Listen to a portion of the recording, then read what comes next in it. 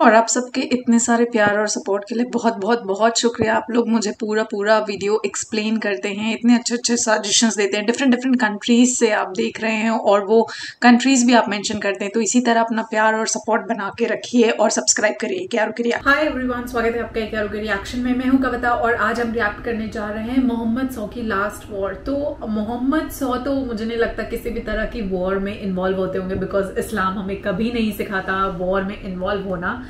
तो डेफिनेटली ये किसी और कॉन्सेप्ट में यहाँ तक होगा, मैं इतनी कॉन्फिडेंट तो हूँ। But let's see what this video says. और ये बहुत इन्फॉर्मेटिव वीडियो होने वाले क्योंकि कोहस्तानी के थ्रू है और इनकी और भी वीडियोस पे हमने रिएक्ट किया है। बट लेट्स सी कि जंगे ताबूक क्या है, जो कि मोहम्मद सौ की लास्ट जंग के बारे में बात हो रही है। बट जैसा कि मुझे पता है कि मोहम्मद साहब का किसी जंग से तो दूर दूर तक का ताल्लुक नहीं है। यहाँ पे किस एस्पेक्ट में बात हो रही है वो देखते हैं। तो बिना देरी के भाई आइए इसे शुरू करते हैं। मक्का बहुत मुश्किलों से फतह करने के बाद अब पूरे अरब को यह पता चल गया था कि मुहम्मद ही अल्लाह के रसूल हैं, जिसके बाद बहुत तेजी से पूरे अरब से लोग इस्लाम की तरफ आने लगे और ये इस्लामिक एम्पायर पूरे अरब में फैलने लगी। अब मुसलमानों के लिए अरब में कोई भी खतरा नहीं था, लेकिन अरब से बाहर दुनिया की सबसे बड़ी सुपर पावर रोमन एम्पायर अरबों को यूनाइट होते देखकर बिल्कुल भी खुश नहीं थी, जिसकी वजह से पूरी दुनिया में ये बातें फैलने लगी कि बहुत जल्द रोमन एम्पायर मुसलमानों पर हमला करने वाली है ताकि वो अरबों को यूनाइट होने से रोक सके। कुछ लोगों ने कहा कि रोमन्स 40,000 और कुछ लोगों ने कहा कि 1 लाख की फौज लेकर रोमन्स मुसलमानों की तरफ बढ़ रहे हैं, जिससे मुसलमान हर टाइम अलर्ट रहने लगे कि किसी भी टाइम रोमन्स हमला कर सकते हैं। तो आखिर आप सल्लल्लाहु अलैहि वसल्लम ने हिजरत के 9 साल बाद रोमन एम्पायर से जंग का ऐलान कर दिया और इनके खिलाफ मुसलमानों की एक फौज जमा करना शुरू कर दी। इससे पहले जब भी आप सल्लल्लाहु अलैहि वसल्लम किसी इलाके पर हमला करते तो वो जंग से पहले किसी को भी ये नहीं बताते कि वो किस पर हमला कर रहे हैं। अब हालात इतने खतरनाक हो चुके थे कि आप सल्लल्लाहु अलैहि वसल्लम ने पहले से ही पूरे अरब को यह बता दिया कि हम दुनिया की सबसे बड़ी सुपर पावर रोमन एम्पायर से लड़ने जा रहे हैं और सबका, हर मुसलमान का इस जंग में शरीक होना फर्ज है और जो मुसलमान भी इस जंग में शरीक नहीं होगा उसे मुनाफिक डिक्लेयर कर दिया जाएगा। रोमन एम्पायर इससे कुछ ही अरसा पहले पर्शियन एम्पायर को हराकर दुनिया की सबसे बड़ी सुपर पावर बन चुकी थी, जिसको चैलेंज करना इम्पॉसिबल हो गया था। और सबका यह ख्याल था कि अरबी जो अभी कुछ ही अरसा पहले यूनाइट हुए हैं वो कभी भी रोमन एम्पायर से नहीं लड़ सकते। और मुनाफिकों ने भी मुसलमानों को रोमन एम्पायर की ताकत से डराना शुरू कर दिया, जिसकी वजह से रसूलुल्लाह सल्लल्लाहु अलैहि वसल्लम की रोमन एम्पायर से जंग के ऐलान के बाद अरब में 2 फ्रैक्शंस बने। एक जो अपना सब कुछ कुर्बान करके बगैर किसी खौफ के मदीना की तरफ जंग में शामिल होने के लिए रवाना हुए, और दूसरे वो जो इस इतने खतरनाक जंग से बचने के लिए बहाने बनाने लगे। आहिस्ता आहिस्ता पूरे अरब से लोगों ने इस फौज को ज्वाइन करना शुरू किया और आखिर इस फौज का नंबर 30,000 तक पहुंच गया और ये फौज अरब की सबसे बड़ी फौज बन गई। लेकिन इतने बड़े फौज को मैनेज करना भी कोई आसान काम नहीं था, क्योंकि ये जंग मुसलमानों को साल के सबसे गर्म टाइम में करनी थी, और वो भी अरब की गर्मी, जिस वक्त पूरे अरब में कहत फैल चुका था, जिसकी वजह से रसूलुल्लाह सल्लल्लाहु अलैहि वसल्लम ने सारे मुसलमानों से इस फौज के लिए फंड्स इकट्ठा करने की रिक्वेस्ट की, जिसके बाद हर मुसलमान अपनी ताकत के मुताबिक इस फौज के लिए फंड्स इकट्ठा करने लगा। रसूलुल्लाह सल्लल्लाहु अलैहि वसल्लम अब तक हर जंग के बाद जो भी माले गनीमत हासिल करते थे उसे बहुत जेनरसली पूरे मुसलमानों में तकसीम कर देते थे। तो अब मुसलमानों की बारी थी कि वो भी रसूलुल्लाह सल्लल्लाहु अलैहि वसल्लम की उसी तरह मदद करें। तो हजरत उमर रज़ी अल्लाह तआला अन्हु, जो हमेशा अच्छे कामों में हजरत अबू बकर रज़ी अल्लाह तआला अन्हु से एक स्टेप पीछे रहते थे, उन्होंने इस बार अबू बकर रज़ी अल्लाह तआला अन्हु से जीतने के लिए सबसे पहले जाकर अपनी सारी दौलत का आधा रसूलुल्लाह सल्लल्लाहु अलैहि वसल्लम के सामने रखा।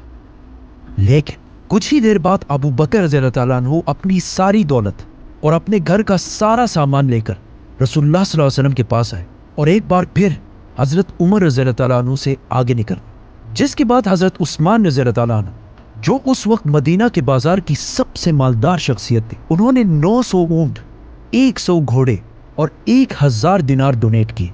और हजरत अब्दुर्रहमान बिन औफ ने भी बहुत सारे ऊंट, घोड़े और माल डोनेट किया। ये तो वो सहाबी थे जिनके पास अपना बिजनेस और काफी दौलत थी, लेकिन वो सहाबी जो बिल्कुल गरीब थे, उन्होंने भी इस फौज के लिए डोनेशंस की, जिनमें से एक ने सारी रात मेहनत करके चंद खजूर कमाए और वो थोड़े से खजूर भी इस फौज के लिए डोनेट कर दिए। इतने सारे डोनेशंस के बाद भी 30,000 की इस फौज को मैनेज करना बहुत मुश्किल था, क्योंकि जैसे ही ये फौज मदीना से रवाना हुई, हर 18 सहाबा के लिए सिर्फ एक ऊंट था और तबूक मदीना से 700 किलोमीटर दूर था और वहां पहुंचने के लिए एटलीस्ट 15 दिन का सफर करना था। तो 18 सहाबा एक ही ऊंट को बारी बारी राइड करने लगे, जो बहुत मुश्किल काम था ही। लेकिन कुछ ही दिनों बाद रास्ते में मुसलमानों के पास खाने पीने का सामान भी खत्म हो गया, जिसकी वजह से मुसलमानों को मजबूरन इन ऊंटों को भी ज़िबा करना पड़ा। लेकिन इतने सख्त हालात में भी सबको पता था कि उनमें से कोई भी पीछे रह गया तो मुनाफिक डिक्लेयर कर दिया जाएगा। तो सारे मुसलमान इस सब के बावजूद भी आगे बढ़ने लगे। लेकिन एक साहबी अपने ऊंट की वजह से इस फौज से पीछे रह गए, अबू ज़र ग़िफ़ारी। तो उन्होंने अपना ऊंट वहीं छोड़कर पैदल तबूक की तरफ बढ़ने लगे। ये फौज रास्ते में आले समूद के इलाके से भी गुजरी, जिन्होंने एक जमाने में पहाड़ों के अंदर बहुत जबरदस्त और आलीशान बिल्डिंग्स बनाई थी। इनकी तबाही को देखकर मुसलमानों का ईमान और मजबूत हो गया। लेकिन आप सल्लल्लाहु अलैहि वसल्लम ने इस इलाके के पानी को यूज करने से मना कर दिया। आखिर 15 दिन बाद मुसलमान फाइनली तबूक पहुंच गए। तबूक मुसलमानों के एम्पायर से बाहर गस्सानी किंगडम के बिल्कुल सेंटर में एक सिटी थी, विच मीन्स मुसलमान अपना इलाका छोड़कर दुश्मन के इलाके के बिल्कुल सेंटर तक पहुंच गए। और वहां पहुंचते ही मुसलमान रोमन एम्पायर से लड़ने के लिए बिल्कुल तैयार हो गए और सफों में खड़े हो गए। लेकिन काफी टाइम इंतजार करने के बाद भी नथिंग, बिल्कुल खामोशी, और कोई भी मुसलमानों से लड़ने के लिए नहीं आया।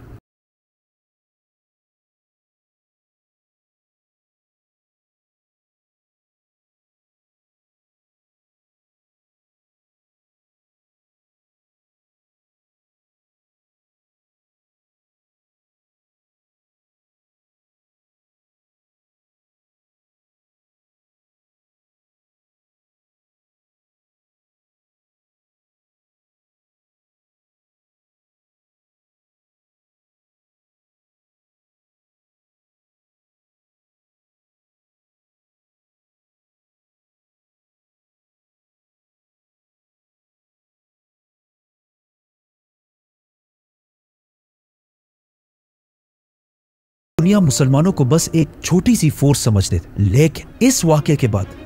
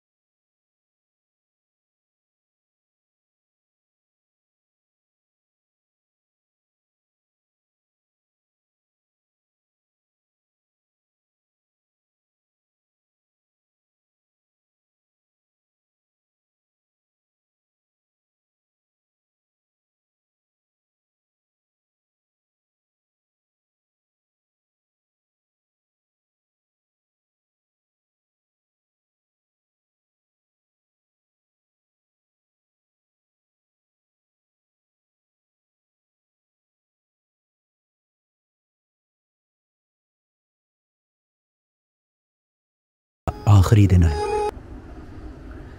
राइट, तो जितना अंदाजा था वो तो सही ही था कि डेफिनेटली मोहम्मद सौ का कोई भी जंग से ताल्लुक नहीं हो सकता। बट ये कहा गया कि हाँ, इसके बाद उनके जीवन का दी एंड हो चुका था, जिसकी वजह से ये माना जा रहा है कि आखिरी जंग था जिसमें मोहम्मद शाह का कंट्रीब्यूशन था towards Islam, towards humanity, towards the people of Islam. तो बहुत इन्फॉर्मेटिव वीडियो थी। आई एम श्योर आपको भी मजा आएगा। मुझे बहुत बहुत बहुत इन्फॉर्मेटिव लगती है कोहिस्तानी की वीडियोस। मैंने पहले भी बहुत सारी वीडियोस देखी हैं और आप सबको पता है कि इस समय हम बहुत सारी आपकी रिक्वेस्ट पे कंप्लीट करते हुए कुरान की ट्रांसलेशंस को कंप्लीट कर रहे हैं। तो चैनल पे बने रहिए और ऐसे ही अच्छे से सपोर्ट करते रहिए, अच्छी अच्छी फरमाइशें देते रहिए, जो कि बहुत बहुत बहुत अच्छा लगता है आप लोगों का सपोर्ट देख के।